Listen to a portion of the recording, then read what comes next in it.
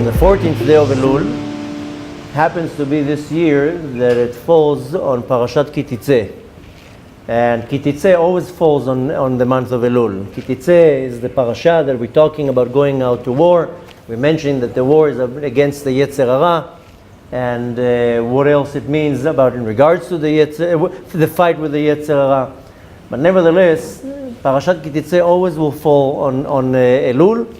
And this year it worked in Hashgacha Pratit that on the 14th day of Elul it fell exactly on Kititze. Now in general the Kititze means Kititze la milchama, that you have to go out to war. Who do you fight with? Then you fight against the Yetzer Hara. Now the Ari HaKadosh gives a very interesting interpretation and a beautiful explanation. This can be found in the Kitvei Ari, what's called Shar HaKavanot. One of them is called the Drush of Pesach, and he explains there something very interesting. It says that the soul has to go out of the klipot. Our soul fell down into this world, and right away falls into the klipot. And the klipa is something that is very dirty. It's a dirty husk, almost like falling into the mud. So when the soul comes out of the klipa, then it has to be cleaned. I always give different examples with different movies. So there is a movie that we quote a lot and many people see, The Matrix. If you remember, when they, so to say, woke up Neo, there's a beginning, he's like kind of like sleeping in this cocoon. Then the machine is like taking him out, and he falls into like this big barrel of like kind of like slum, and he takes him out. You remember the whole scene. Don't have to now repeat. But that's a perfect example. And that's the bodies and the souls are constantly in this klipa, and when it's taken out of the klipa, this is signifying when the person decides to do teshuvah. Now I decide to do teshuvah. Okay, so the soul is taken out of the klipa, out of the dirt, but now it's full of dirt. Now what you have to do is start cleaning it. Now this is, we can relate with all of us. All of us are either a Baal Teshuvah, or either born into the world of Torah, but still got dirty. Everybody's a Baal Teshuvah. Even the people who are born in the most observant families, they also have to do Teshuvah. Needless to say, when a person is converting through at some point in their life, but at some point the neshama has to be pulled out of the klipa. Now even if you take a very observant individual, he does mitzvot, learns Torah, but then he fails. Everybody fails. There's no such thing that nobody will fail. En tzaddik asher yechye ba'aretz v'lo yichta. There's no such a thing that a person, even a tzaddik, that will not fail. The reason why we fail is that you have the opportunity to do teshuvah. But nevertheless, now you have to clean the dirt. So the verse in Parashat Kititze says, Kititze la milchama al oivecha. When you go out to war on your enemy is the Yetzer Hara that is out to get you. Then it says something very interesting, that the man who goes out to war sees an attractive woman and he desires her. Now, what the Torah is telling me now, a person is now busy in a war. You're all dirty, seeing people dying left and right. You need to conquer land. That's what interests you. In the middle of the battlefield, you see a beautiful woman, and suddenly that's what you're thinking of. We're in the middle of a war. I'm thinking now, this woman, v'chashaktaba, and you desired her. When you stop for a second and thinking of the parasha, what's going on here? You know, I was a soldier in war. You don't think of beautiful women while you're in a battle. Well, maybe some do when you go into a certain situation. But when you're thinking about it, the Torah is telling me I'm going out to war. Why is you now telling me, if you're going again to the example of the Matrix, so this is corresponding to the woman in the red dress. This is v'chashaktaba. But nevertheless, to say very quickly, what does it mean based on the Ari HaKadosh, is that the neshama is stuck in klipot. And we all have our neshama stuck in a klipa. Klipa is a husk or a negative energy or spiritual filth. I call it a spiritual bacteria, a spiritual disease, but because it multiplies as you feed it.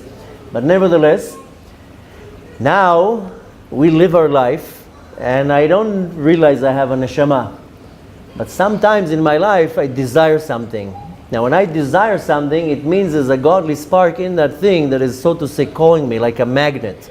If I desire food, or anything, then it means that something is there, a godly spark, that I'm like pulled to it, and that's why I'm pulled to that. Our sages of Kabbalah explain that why does a man, when he sees a woman that is attractive and not modest, right away is attracted to her, and he has not pure thoughts, and he thinking of all sorts of things? Not because the person is filthy, dirty, or disgusting.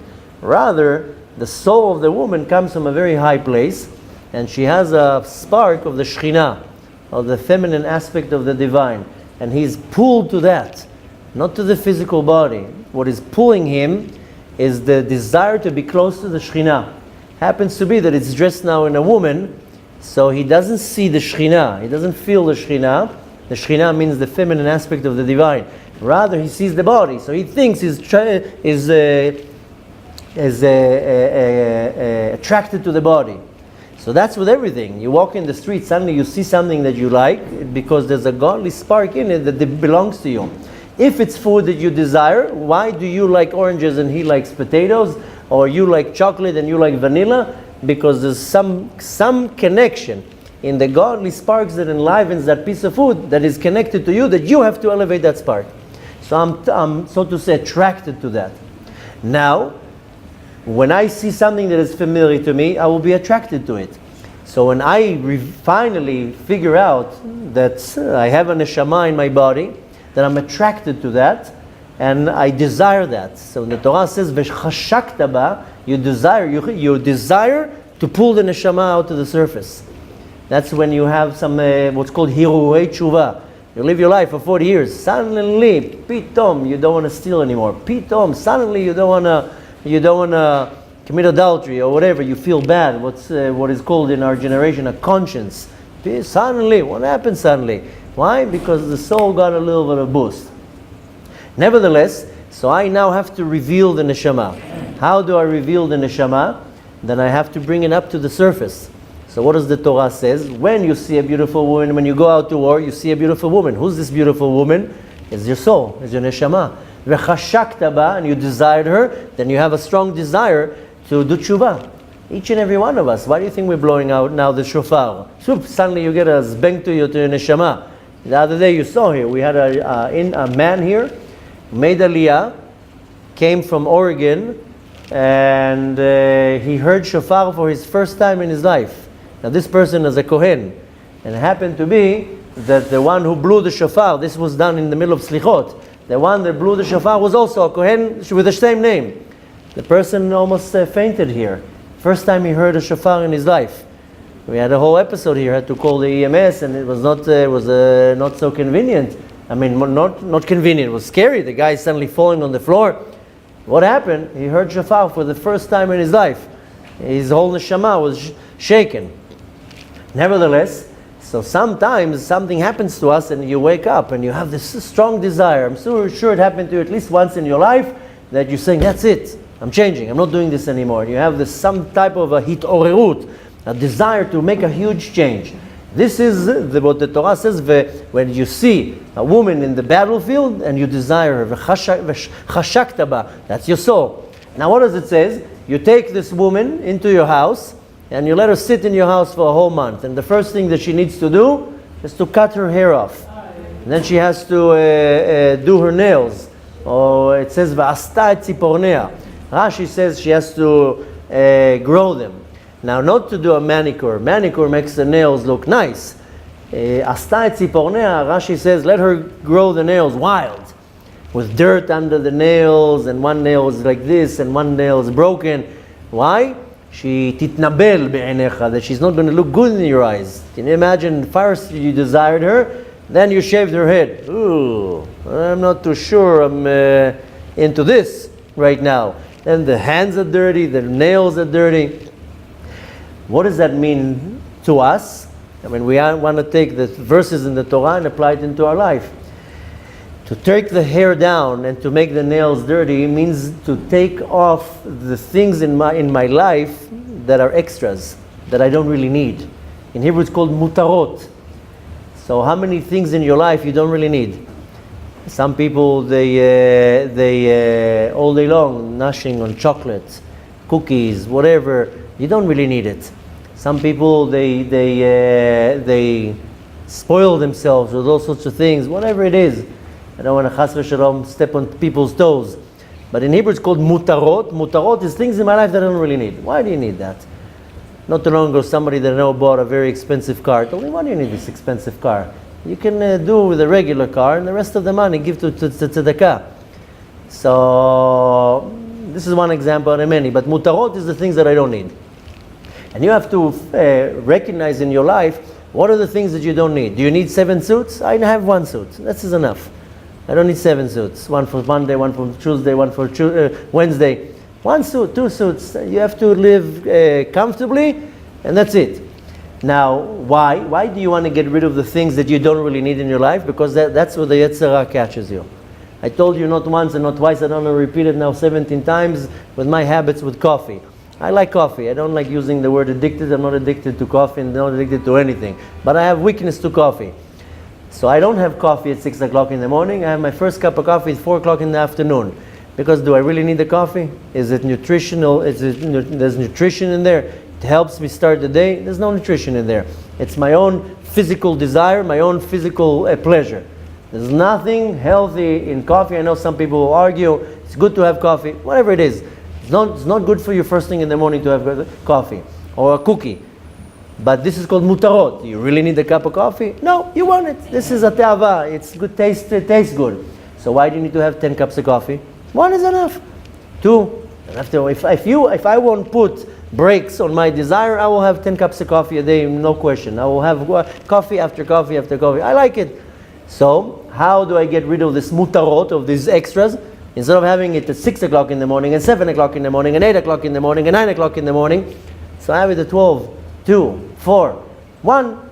And if I really want another one, then I don't need another one. I'll have another one tomorrow.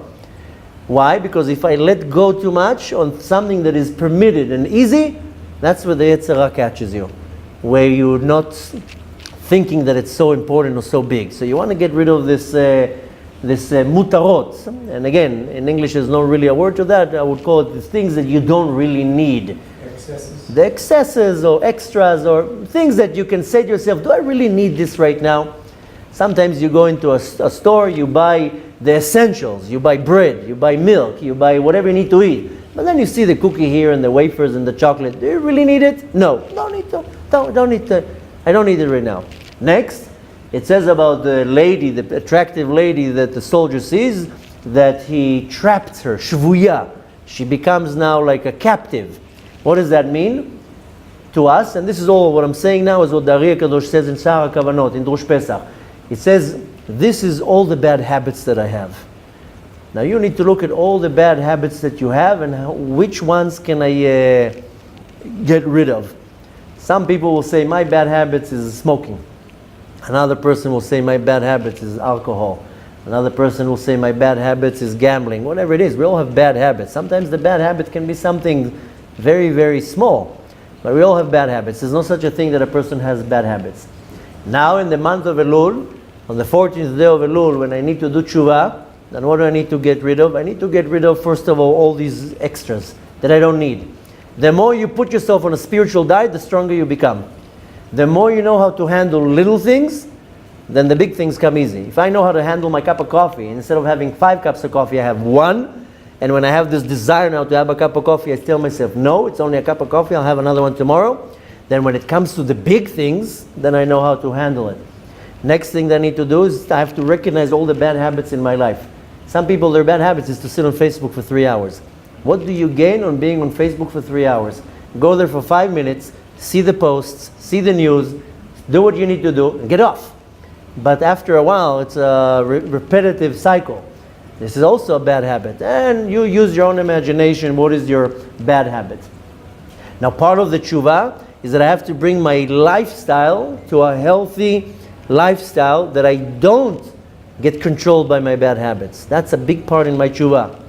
For example, I'll give you an example. One of the pillars in our Torah is, of course, our father Avraham Avinu. Avraham Avinu, we don't know much about his life. We know that he was born, and boom, he becomes 75 years old, and lech lecha me'artzecha. Where was he 75 years old?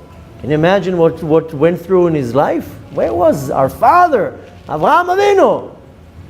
So there's midrashim that explains what and how and what, but nevertheless, the first time we are acquainted with Avraham Avinu is Lech Lecha. Lech Lecha me'artzecha, leave your land, go from your artziut, your mundane things, your physical habits. Lech Lecha me'artzecha is not necessarily go out of your land. It's go out of these physical habits that are controlling you. Now, and what is these physical habits? This is called Chayei ha'olam hazeh, the life of this world, physical life. And Avraham Avinu represents go out of this physical life. You have to recognize where your soul is trapped in physical habits. And then you have to leave from it. This is exactly what it's talking about. Now, when I have a bad habit, how do you call it in the simple language? You call it my nature. Oh, it's my nature. No, it's not such a thing. Some people say, oh, he's lazy. That's his nature. No, that's not his nature. That's a bad habit. He sleeps till 11. That's his nature. No, it's a bad habit. So the hergelim ra'im, the bad habits, this is nature. Now you have to break this nature. You have to break and change his bad habits. And by that, what are you doing? Then you're winning the war. So when you go out to war, the war can be against the Yetzer Hara, but the war is also, there's a party outside. Another bad habit. But nevertheless, the war is to fight my bad habits and to break it. And when I'm able to fight the bad habits and to break it, then I have to create new habits. How about you create a new habit that you go to the mikveh every day at 5 o'clock in the morning? That's a good habit to acquire. How about you make yourself a good habit and start learning Torah once a day for 1 hour? I know what? I have even a better habit for you. Say Birkat Hamazon every day. Say Kriyat Shema. Do an act of kindness. That's good habits. You have to break the bad habits and add new habits. Now I know I'm calling it now habits. It's mitzvot. It's not habits. It's commandments from the Torah. But when you do something as a habit, then you do it diligently. Yes, it's a mitzvah, but better to have a habit to go to the mikveh every day, and to some people say, no, you want me to go, it's 15 minutes walk this way, 15 minutes walk back, and everybody finds excuses. But when it comes to sit on Facebook for a whole hour, then no, that's okay. I'm being educated, and there's videos there, and I need to see what's going on in the world right now, and there's a lot of rabbis on Facebook. Then you give excuses to the bad habits. So the point you take from what we're saying here now is you have to get rid of the bad habits, and you have to fight them like a war, and you have to acquire right away good habits. If you get rid of a bad habit and you right away don't replace it with a good habit, it's not going to work. It has to be right away something that replaces it. Because if it's not going to replace it, then the bad habit will continue coming, because there's a void there. If you fill the void with a good habit, you're good to go. So this is the milchama, this is the war that we have to go out to, especially now in the month of Elul. So I have to know how to fight all these bad habits in me, my lifestyle, and acquire a total different lifestyle. Zad Hashem should be successful, and not only getting rid of the bad habits, having the awareness to find out this is a bad habit, this is something that is not good for me, this is something that is extra. But the key is that you have to replace it right away with something positive. If you don't replace it with something positive, it's not going to work. I'll give you one example out of many. When I want to get rid, if I have an urge for this cup of coffee, so I calm myself down without a cup of coffee, I will read a chapter of Tehillim. I say, okay, instead of coffee, I read a chapter of Tehillim, or 2 or 3, or whatever I need to. As Zad Hashem, with this, we're going to be able to refine ourselves in a much better way, so our teshuvah will be much more profound and much more powerful.